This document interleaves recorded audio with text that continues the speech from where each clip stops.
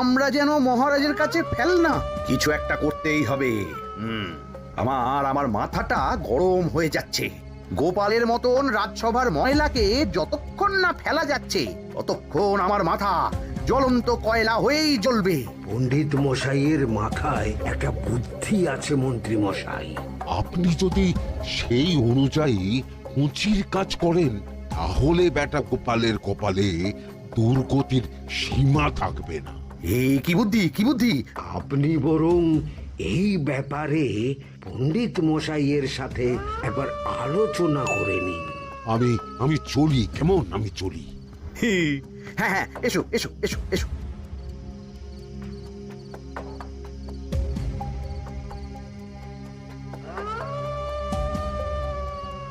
আরে ওই তো আমার বাঁ হাত ঘটা আসছে। ব্যাটাকে দিয়ে একটা কাজ করাতে হবে। এ কি মন্ত্রী মশাই, আপনি এখানে দাঁড়িয়ে কি করছেন? এই একটা গুরুত্বপূর্ণ ব্যাপারে কথা বলছিলাম। একটা কাজ করতে পারবি? কি কাজ করতে হবে বলুন মন্ত্রী মশাই। আমাকে একটু ঠান্ডা জল, পাতিলেবু আর পুদিনার পাতা দিয়ে শরবত বানিয়ে খাওয়াতে পারবি? সেসব আমার ঘরে ব্যবস্থা করাই আছে। চলুন চলুন, আমার সাথে চলুন। হ্যাঁ হ্যাঁ, চল চল চল চল চল।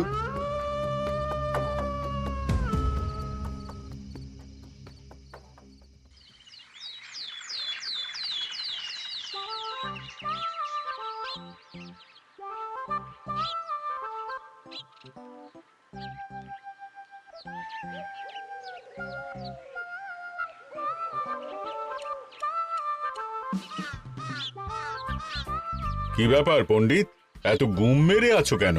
সকাল সকাল গিন্নি খুব বকেছেন মনে হচ্ছে। গিন্নির বাক্য সুধায় কান ভরে গেছে, আর কিছুই কানে ঢুকছে না। আরে দাঁড়াও দাঁড়াও পণ্ডিত, দাঁড়াও জ্যোতিষী। পণ্ডিত তো আমার কথা শুনতেই পেল না মনে হচ্ছে। তুমি তো দূর থেকে বলেছো, আমি তো বলেছি পাশ থেকে, তাতেও শুনতে পাইনি। কানের পোকা হলো নাকি? কি গো পণ্ডিত, ব্যাপার কি? কেমন বুঝছো? এ তো ভয়ানক কর্ণকোষ্ঠবদ্ধতার লক্ষণ। তুমি কচু বুঝেছো? আমার হয়েছে কর্ণগোপাল, তোমাদেরও হতো, কিন্তু তোমাদের দোকান কাটা বলে হয়নি। তুমি আমাদের অপমান করছো। তোমাদের অপমান বোধ থাকলে কোনো শব্দই কানে ঢুকতো না, শুধু একটাই শব্দ কানে বাজতো, গোপাল গোপাল গোপাল।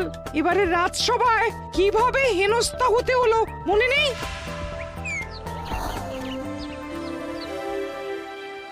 মহারাজ, একটা ভিক্ষা আছে।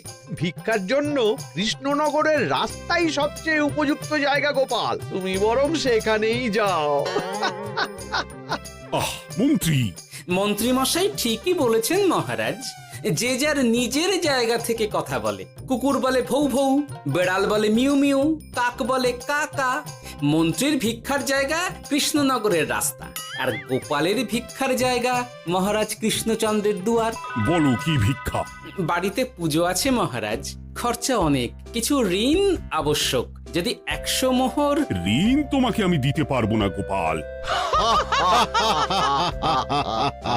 পুজো উপলক্ষে তোমাকে আমি 100 মোহর দিলাম। মহারাজ, আমিও ঠিক এই কথাটাই বলতে যাচ্ছিলাম। আমরাও তাহলে বাড়িতে পুজো করব। পুজোর জন্য আমাদের অনেক খরচ, তাই যদি। অবশ্যই অবশ্যই, কত ঋণের প্রয়োজন খাজাঞ্চির কাছ থেকে নিয়ে নিও, সুদটা আমি মাফ করে দিলাম। মহারাজ, গোপালকে দান আর আমাদের ঋণ? হ্যাঁ, কারণ তোমরা নিজেরা খাবে, কিন্তু গোপাল অন্যদের খাওয়াবে। গোপালের মতো মানুষের সঙ্গে থাকাই হলো রাজধর্ম। কিন্তু তাছাড়াও তোমরা হলে 80 যাই বেতন পাই দলের লোক। গত 1 বছরে তোমার কোন মন্ত্রণা দেশের কাজে এসেছে? পণ্ডিত কোনো নতুন তত্ত্ব শুনিয়েছে? জ্যোতিষী কোনো অমোঘ ভবিষ্যৎবাণী করেছে? আর বৈদ্য 3 বছর ধরে আমার হাঁটুর ব্যথা সারাতে পারেনি। কিন্তু গোপাল, গোপালের ভাঁড়ে হাস্যরসের কখনো অভাব হয়নি। মনে আছে? আছে। কিন্তু করার তো কিছু নেই। আছে। কিছু ভেবেছো নাকি পণ্ডিত? তোমাদের মনে আছে মহারাজ মোহর দেওয়ার পর গোপাল সেদিন বলেছিল কি গোপাল, খুশি তো? মহারাজ, আপনি আমাকে এক মুঠো ধুলো দিলেও আমি খুশি। সেই ধুলো মুঠোই আমি সোনা মুঠো করে ফেলবো। মনে নেই আবার? একটু ঝেড়ে কাশো তো দেখি পণ্ডিত, কি ভেবেছো? যা হবে দেখতেই পাবে।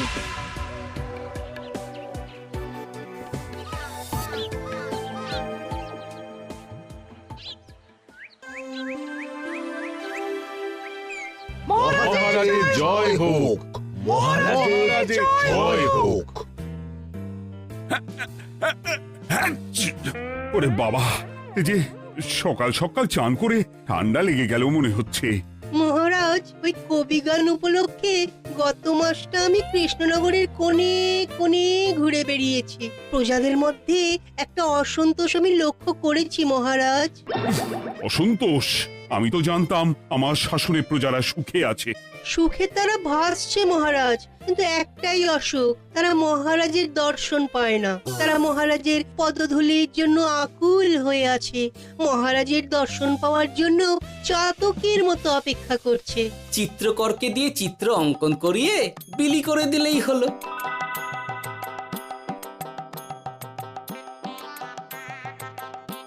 খুব ধুলো হয়েছে মহারাজ, কিন্তু এত ধুলো। কালকের ঝড়ে ঢুকেছে। ঝাড়ুদার,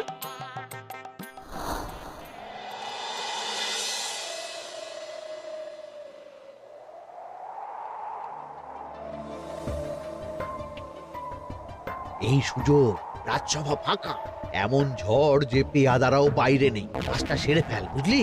কিরে, কাজটা কর।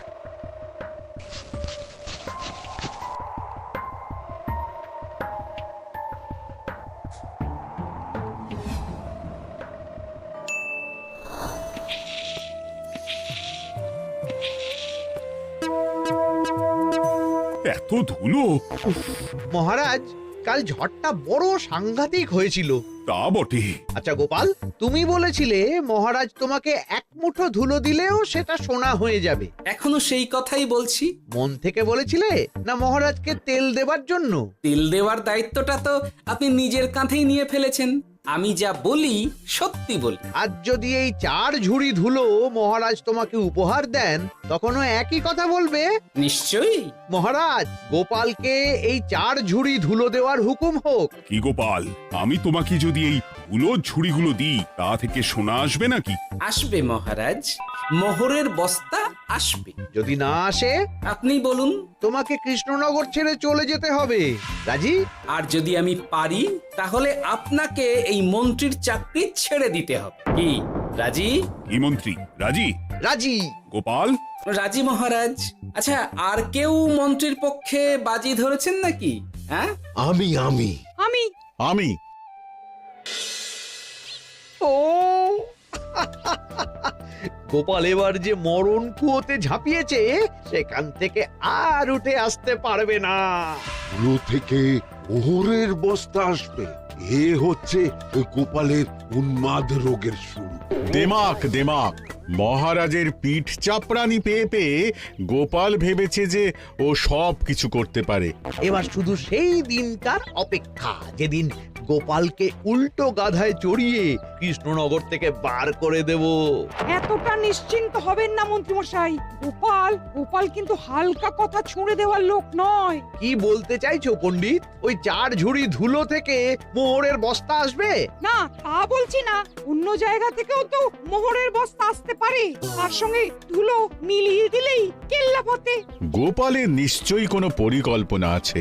গোপালের সব পরিকল্পনার গোড়া মেরে রেখে দিয়েছি পণ্ডিত। ঘটা আছে গোপালের পেছনে, আর ঘটা আছে গোপালের বাড়ির পাহারা। লুকিয়ে কিচ্ছু করতে পারবে না। আরে ওই তো বটা আসছে। বেল্লিক, উল্লুক, তোকে আমি জল বিছুটি দেওয়াবো। গোপালকে ছেড়ে চলে এসেছিস কেন? ছেড়ে আসবো কেন মন্ত্রী মশাই? গোপালকে ওর বাড়ির সামনে ছেড়ে এসেছি। ওখানে তো ঘটা আছে। ও বড্ড ঘুরিয়েছে বেটা। কোথায় কোথায় গিয়েছিল গোপাল?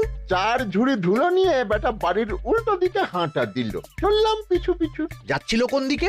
নদীর দিকে, কিন্তু গোপাল দাঁড়ালো যদুর বাড়ির সামনে। এই যদু হলো সেই লোক যে লোকজনের বাড়িঘর কেনা বেচা করে আর লোক ঠকায়। আগে রাজধানীতে থাকতো। বেটা রাজধানী থেকে এই কৃষ্ণনগরে পালিয়ে এসেছে, এখানেও লোক ঠকাচ্ছে, কিন্তু বেটা এত চালাক যে কিছুতেই ধরা যাচ্ছে না। এইরকম লোককে ধরাচ্ছে হাতে রাখা ভালো নয় কি মন্ত্রী মশাই? সে তো জানি, কিন্তু ওর ওপর মহারাজের কড়া নজর আছে। এখন ওর সঙ্গে সম্পর্ক রাখা খুব ঝুঁকি। যাই হোক, তারপর হ্যাঁ, তারপর যদু, যদু রে, গোপাল খুড়ো, আরে তুমি এখানে কি করছো? দেখতেই তো পাচ্ছিস ধুলো, তবে যে সে ধুলো নয়, মহারাজ কৃষ্ণচন্দ্রের পদধূলি। শুনিসনি বোধহয় এখন কৃষ্ণনগরে সবচেয়ে বেশি চাহিদা মহারাজের পদরেণু। আচ্ছা, মহারাজের পদরেণু নিয়ে যাচ্ছ কোথায়? এই ছোট ছোট পুলিন্দায় ভরে কৃষ্ণনগরের প্রত্যন্ত জায়গায় যেখানে প্রজারা মহারাজের সাক্ষাৎ পায় না সেখানে বিক্রি করব। তোমার কি মাথা খারাপ? পায়ের ধুলো বিক্রি হবে? ওরে, গতবারে মাত্র 1 ঝুড়ি ধুলো 1000 মোহরে বিক্রি করেছিলাম, এবারে 4 ঝুড়ি। শোনো, তুমি আবার ঘুরে ঘুরে বিক্রি করবে কেন? তোমাকে আমি বরং 10 মোহর দিয়ে দিচ্ছি, তুমি আমাকে এগুলো দিয়ে দাও, আর বিক্রি করে যা হবে তোমাকে এই 40 ভাগ দিয়ে দেবো। ওই 10 মোহরে বদমাস যদুকে ধুলো বেচে গোপাল বাড়ির দিকে চললো। বাড়ির সামনে অব্দি পেছনে পেছনে গিয়ে তারপরে এই আপনাদের কাছে আসছি। বলিস কি রে, ধুলো বেচে 10 মোহর? ও মন্ত্রী মশাই, গোপাল তো একেবারে নাড়ি ধরে টান মেরেছে। গেল রাজসভায় এমন সুখের চাকরিটি গেল, এবার আবার রাস্তার ধারে গিয়েই বসতে হবে। এবার নবাবের দরবারে জায়গা আছে কিনা খোঁজ করি গিয়ে। তাত্তেরি 10 মোহর আর 1 বস্তা মোহরের মাঝখানে অনেক রাস্তা, সেই রাস্তায় আমি লোক বসিয়ে রাখবো। আরে আরে, ওই তো তোমার ঘটা আসছে। এই, তুই গোপালের ঘরের পাহারা ছেড়ে এলি কেন? গোপাল নেই নেই নেই নেই নেই নেই।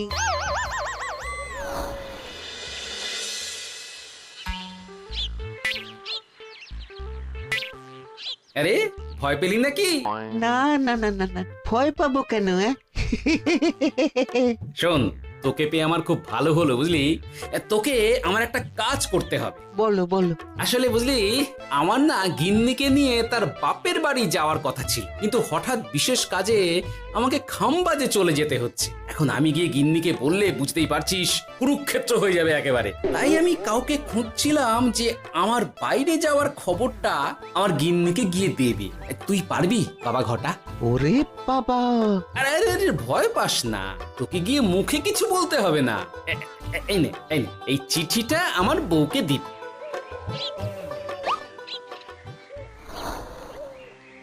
কৃষ্ণনগর ছেড়ে চুপি চুপি চলে যাচ্ছি, চালাকিটা দেখেছেন? ওসব চালাকি আমি তুড়ি মেরে উড়িয়ে দেব। কি করবেন? চারিদিকে আমি অশ্বারোহী গুপ্তচর পাঠাচ্ছি, গোপালকে কোনো চালাকি করতে দেব না।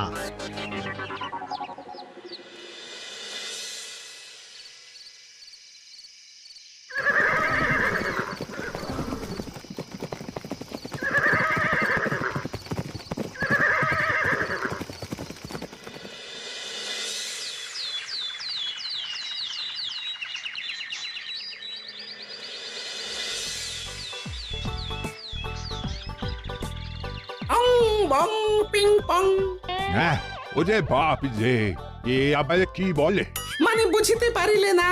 অং বং পিং পং অর্থাৎ আইসো আমার নিকট বিদেশি জাদু শরবত আছে, ইহাতে তৃষ্ণা নিবারিত হয়, শক্তি বৃদ্ধি হয়, ঘুম ভালো হয়, সম্পর্কের উন্নতি হয়, জামা কাপড় ফর্সা হয়, তু শব্দ না করে সকাল সকাল কষ্ট পরিষ্কার হয়, মূল্য মাত্র 1 মোহর।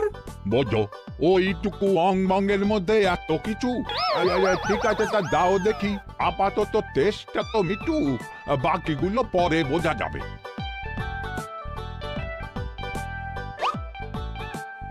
আহা, বড় ভালো খেতে তো। ঠং ঠং অর্থাৎ শক্তি বৃদ্ধি হলো।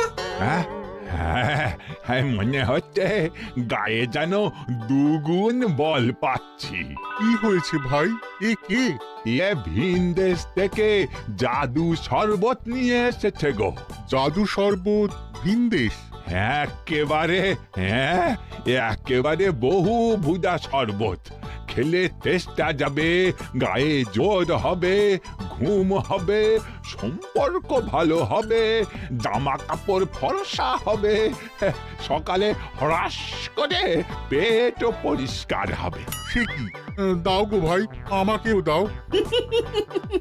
গুড় জল, সঙ্গে একটু ভাজা মশলা, আমচুর আর বিট নুন, শুদ্ধ দেশি জিনিস, জানলে কেউ ছুঁয়েও দেখতো না। কিন্তু একটু বিদেশি গন্ধ দিতেই একেবারে হট্ট মেলা।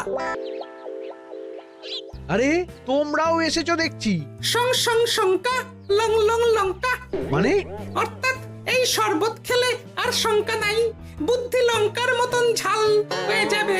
তারপর ডং ডং ডঙ্কা, টং টং টঙ্কা, ফাইন ফাইন, অর্থাৎ টাকা আসবে আমার কাছে।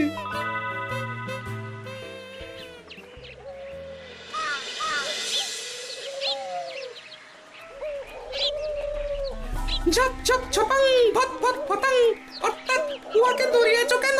বেটা জোচ্চোর অনেককে ঠকিয়েছে, অনেক দিন থেকে তককে তককে ছিলাম। এবার এই ধুলো নিয়ে মহারাজের পায়ের ধুলো বলে বিক্রি করছিল। একটা বেনামি চিঠিতে খবর পেয়ে বেটাকে ধরেছি। ব্যাং ব্যাং বিগ ব্যাং, অর্থাৎ বাহ বাহ বাহ বাহ। বেনামি চিঠিটা আমি দিয়েছিলাম বাবু। বাবা যদু, তুমি সেই রাজধানী থেকে কৃষ্ণনগর অবধি মানুষকে অনেক খোল খাইয়েছো। তুমি এতদিন ঘুঘু দেখে এসেছিলে বাবা, এবার গোপাল নামক ফাঁদটা দেখলে। কতবার বলবো, এইসব ধুলো আমি গোপালের কাছ থেকে কিনেছি। যা বলার ওই বিচারের সময় মহারাজকে বলবি। চল চল চল চল চল।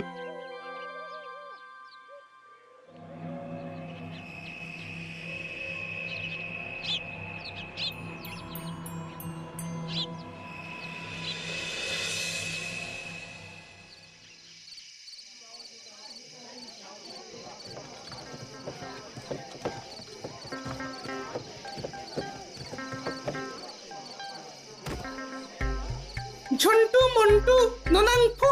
নাও ঠেলা, এ সাহেব বলে কি ফু দিয়ে দিতে হবে? কি বলছো সাহেব? বুঝতে পারছি না, কোথায় ফু দেব? ঝন্টু মন্টু ননাংফু, অর্থাৎ লবণ আছে? আছে আছে সাহেব আছে। কত লাগবে? ভান্ড ভরি আন্ডাকারি, অর্থাৎ যা আছে সব।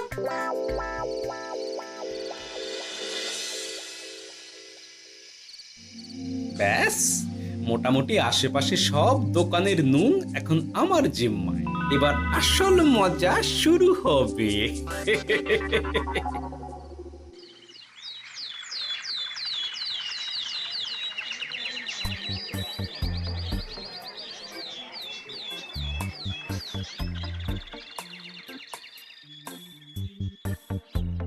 নুন আছে?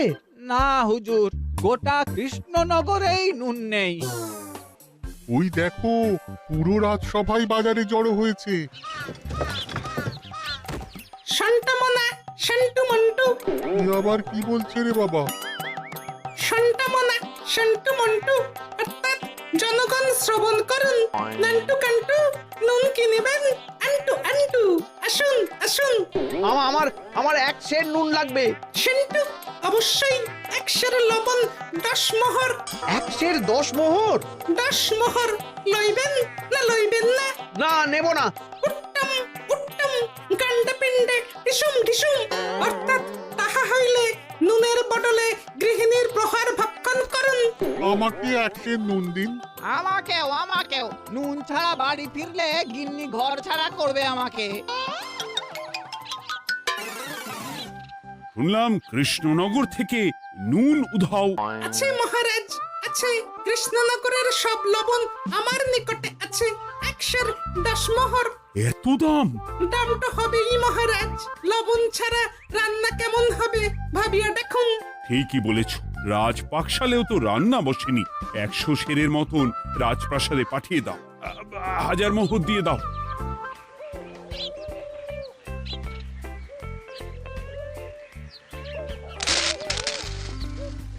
ব্যাস, 1 বস্তা মোহর হয়ে গেছে।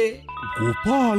হ্যাঁ মহারাজ, গোপাল, যে 4 ঝুড়ি ধুলো থেকে 1 বস্তা মোহর রোজগার করেছে। ইয়া বাত!